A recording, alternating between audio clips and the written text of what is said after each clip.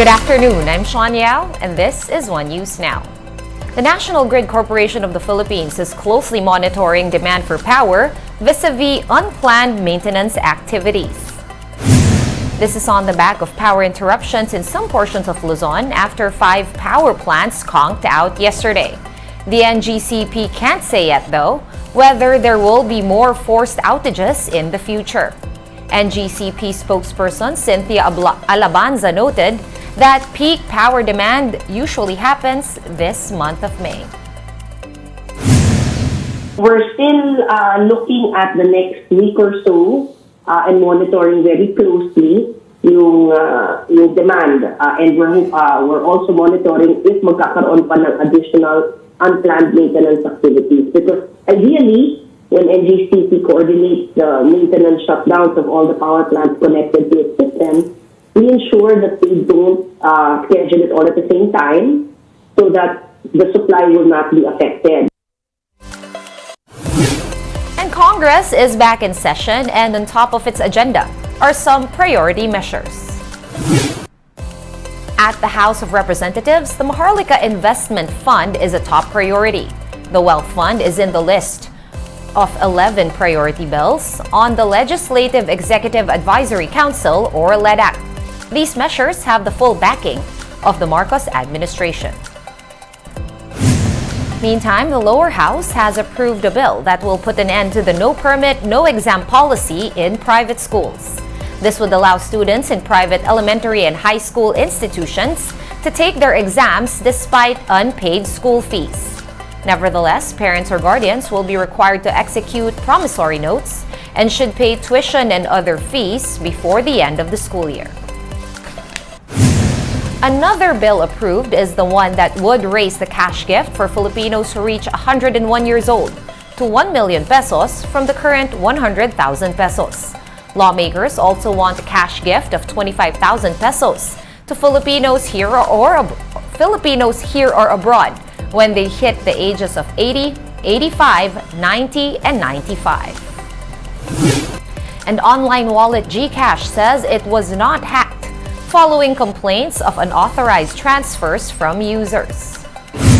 In a statement, the digital platform reminded customers to never share their one-time passwords or OTPs and MPINs.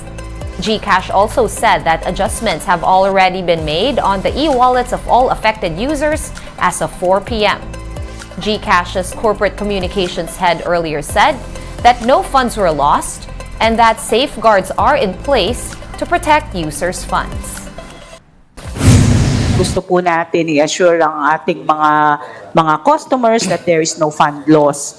At dun sa mga na-inconvenience po ngayon, matatanggap nila kung ano man po yung amount na yon within the day. Lahat po ng transaction natin, complete. Pumasok po tayo dun sa GCash natin at dun po tayo mag-file ng ticket or makipag-chat kay GG. Wag po sa any other sites. Dun lang po tayo sa my GCash app. We're pausing for a short break. One News Now will be back with more stories after that. Stay with us.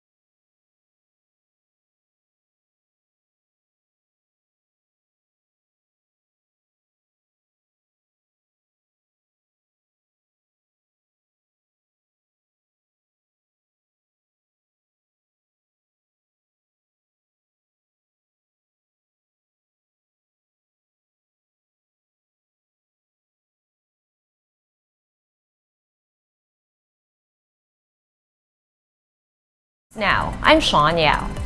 The Philippines remains in 5th place in the 32nd SEA Games in Cambodia. As of 4:30 p.m., the country has 19 golds to go along with 31 silvers and 37 bronze medals for a total of 87 medals. Cambodia continues to lead with 105 medals on the back of 37 golds and 34 each for silver and bronze. Right below the SEA Games host is Vietnam with 99 medals, built on 30 golds, 29 silvers, and 40 bronzes. Thailand and Indonesia remain in 3rd and 4th places respectively. Team Philippines still has enough time to make up for the medal disparity, with more than a week to go before the SEA Games close on Wednesday, May 17. And here is a quick look at today's other top stories. President Bongbong Marcos left for Indonesia this afternoon for the 42nd ASEAN Summit. Among the issues that the chief executive is expected to tackle is unity among ASEAN countries amid geopolitical issues in the region. The president will also touch on food security, economic recovery, and workers' welfare. Marcos Jr.'s Indonesia trip is his 3rd in under 2 weeks, following his visit to the United Kingdom and the United States. Police Chief General Benjamin Acorda Jr. has ordered a reshuffle of some senior police officials. General Michael Dubia is now the 3rd highest-ranked PNP official after making a step forward as the new deputy chief for operations. He replaces Police Major General Jonel Estomo, who was reassigned to the Directorate for Plans. The former director of this division, Police Major General Bernard Banak, is now head of the Information and Communications Management Directorate. And fishermen affected by the oil spill in Oriental Mindoro are now back at sea.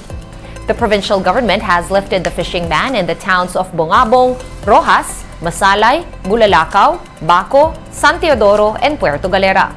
But it's a different story for Calapan City, Nauhan, Pola, Pinamalayan, Gloria, and Bansud. The fishing ban is in place still in these towns, more than 2 months after black oil started leaking from the sunken MT Princess Empress.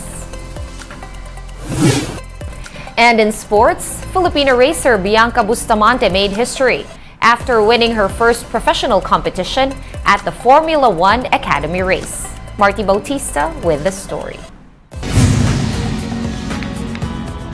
The Philippines is surely making its name in the field of motorsports. Pinay racer Bianca Bustamante made history after becoming the first Pinoy ever to win in the F1 Academy race.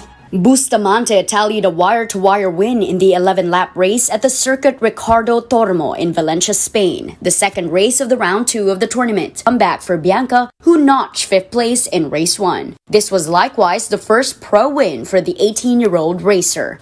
I was elated. I looked over to my team and they were also like crying. A lot of the drivers never even heard of our anthem, has never even heard of the Philippine anthem, has probably never even seen the flag before because the lack of Filipino racing drivers. I just couldn't help but sing along because I'm so proud of who I am and where I come from. It's something that I'm never gonna look behind, put past behind me.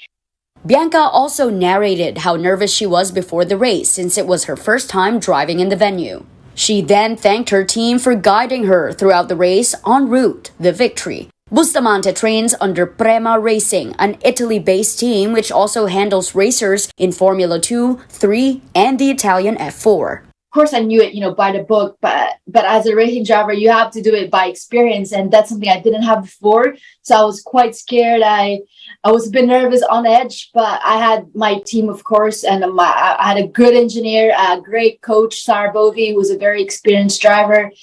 She's a gold class winner.